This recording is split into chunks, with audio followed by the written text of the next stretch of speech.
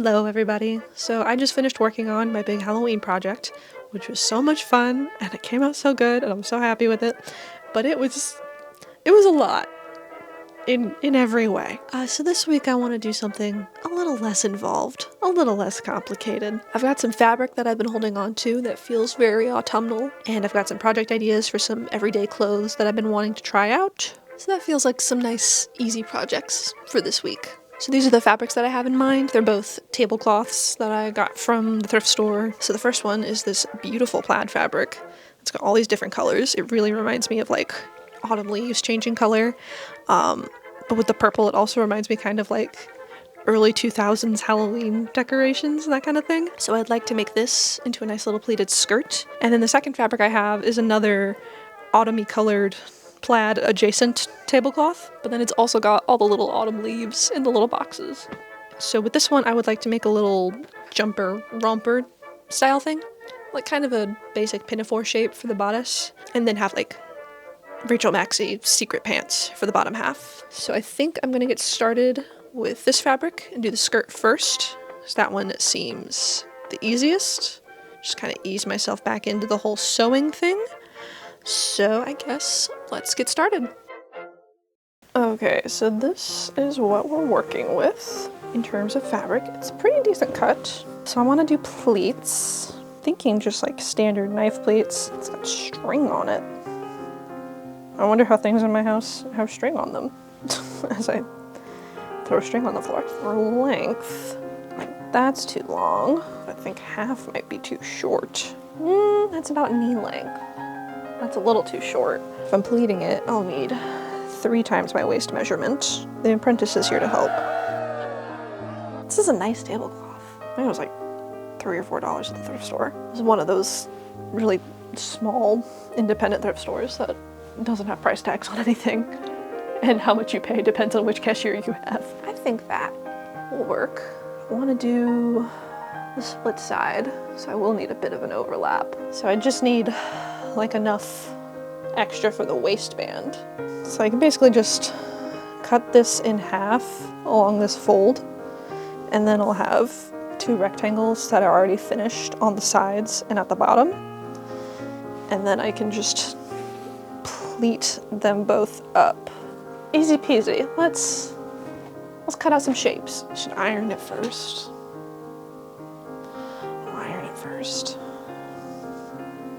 Be good. Hello everyone, this is voiceover Amelia with the flu, so I hope you don't mind the extra raspiness. I'll try to edit around the sniffing and coughing noises, but back to the project.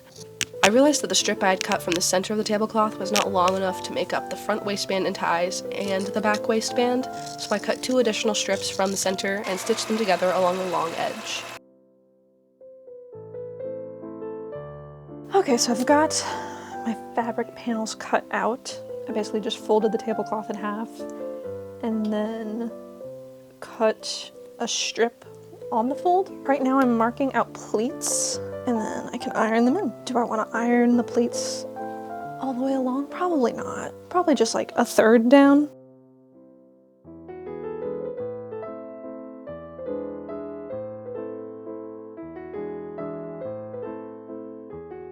With the pleats pressed in place, I secured them by machine. Then I cut out some pockets. I pressed and hemmed what would be the open edge of the pocket bag and finished the other sides with French seams. I stitched the open edge shut about halfway to finish off the pocket bag, and then I attached them to the front panel along the top edge. Then I could attach the waistbands to both panels by stitching one long edge to the top of the pleated panel, folding and pressing that over, and then stitching the other edge down by stitching in the ditch. I let the waistband on the front extend out past the skirt panel at either side to act as the ties. I wanted the ties on the back panel to be much more minimal so they wouldn't make a weird lump on the center front, so I used lightweight twill tape, sewn to the short ends of the back waistband. Then I could just sew the skirt panels together along the side seams, leaving a gap several inches down from the top to get it on and off. Okay, so it's the next day. The skirt is done, but I do want to make a quick little adjustment. I wore this out while running errands this morning, and it was very nice. It was very lovely. The ties for the front panel that go around to the back, they're a little bit too short. They're long enough to wrap around and tie into a bow, but it's kind of a sad little bow. I'd like it to be a bit bigger, and I have this little chunk of fabric left. It's basically the other half of the piece that I cut out for the waistband on the back panel. So I'm just gonna cut this in half and then open up the ends on these ties and then add that on and just make the waist ties a little bit longer so I can have a more substantial bow. So that shouldn't take too long. And then the skirt is officially done. I don't think I explained this. Basically, in my original design, both panels were the same width, and I didn't want to lose the finished edges of the tablecloth, so I just used the width the fabric already was. But since it's a split side skirt, the two panels overlap at the sides, and that overlap was just a bit too much, so it was doing this weird puckering thing at the side. So I needed to make that overlap a little bit smaller. So I shrank the back panel a little bit. Like, the fabric was already pleated, and then I just added 2 extra pleats on top of that in the back. So that adds a little bit more fullness to the back, which isn't a problem, and it doesn't really show too much. I do wish I had done this on the front panel instead, so that the front would be a little bit smaller and the back would be bigger. I had already finished the front panel when I made this decision, so I would have had to take the waistband off and then add in the extra pleats and then put it back on. But the back panel didn't have the waistband on yet, so I could just add in those pleats and not have to undo and redo any of my work. So that does fix the puckering issue on the sides, which is good. Really the only issue is that the front panel wraps further around, so the pocket openings are a little bit too far back. They're like kind of behind my hips. So it's just a little difficult to get into the pockets. So if I could do this again, I would make the front panel smaller than the back instead of the other way around, but it's not a big enough deal for me to bother fixing it. And so we can move on to the second project, which I have made some changes to.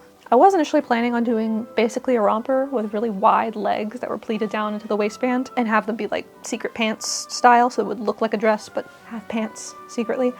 But this fabric is a lot thicker than I remembered. It's so heavy. It's not like stiff like upholstery fabric, but like the hemmed edge of this is almost a 1/4 inch thick, and it's not a like crazy hem, it's just a double fold hem. So I think doing like the pleats and having them be pants and have all that going on will just be too much, so I want to really simplify this design. It also has these rounded corners that are like really big curves, and I think they look really cool. So I think I'm gonna do a dress instead of a romper playsuit thing, and I'm going to do a circle skirt with a napkin hem. So what that is instead of having a round circular piece for your skirt, you have a square, so you get kind of an uneven jagged hem. And since this has the very rounded corners, it'll be a little bit less pronounced, but I still think it'll look cool. So that means I need a big square for the skirt, and this tablecloth is a big rectangle. And I want to maintain those corners. So what I'm going to do is basically cut the middle section out, and then I can take those top and bottom pieces that have the rounded corners and sew them together at the middle to make that into a square, and then have the cutout for the waist, and that'll give me a side seam that I can add pockets to. And then I can use that section I cut out from the middle to make the bodice. So that's the plan. Let's start cutting out the fabric. Since this fabric was so thick, I decided to finish the seams with a Hong Kong finish. So I started out by making some bias binding. I am intelligent, I am competent, and I can figure out how to make continuous bias binding. Once I had that prepped, I measured the width of the tablecloth, then cut the fabric on the fold so that I had 2 pieces that, when sewn together, made a square.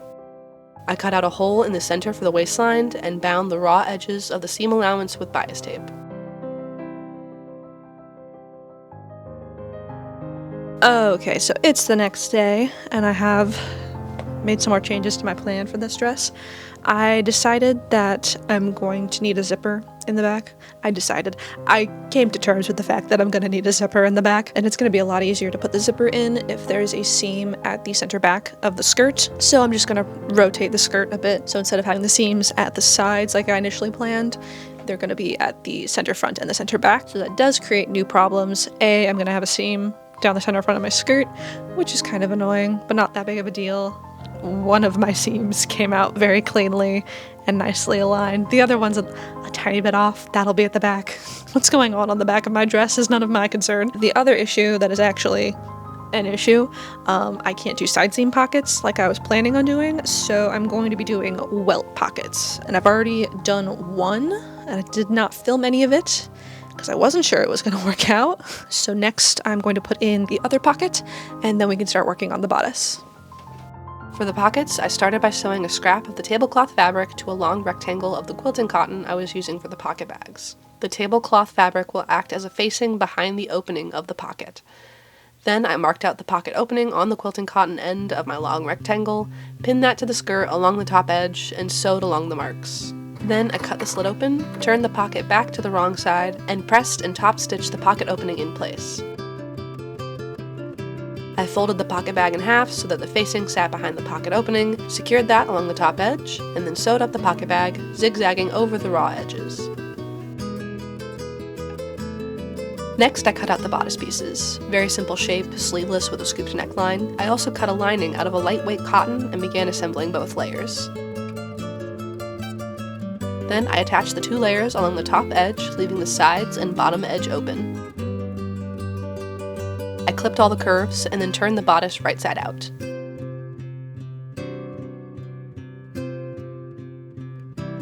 I sewed the zipper to the outer layer only by machine, then folded over and basted down the lining layer for now.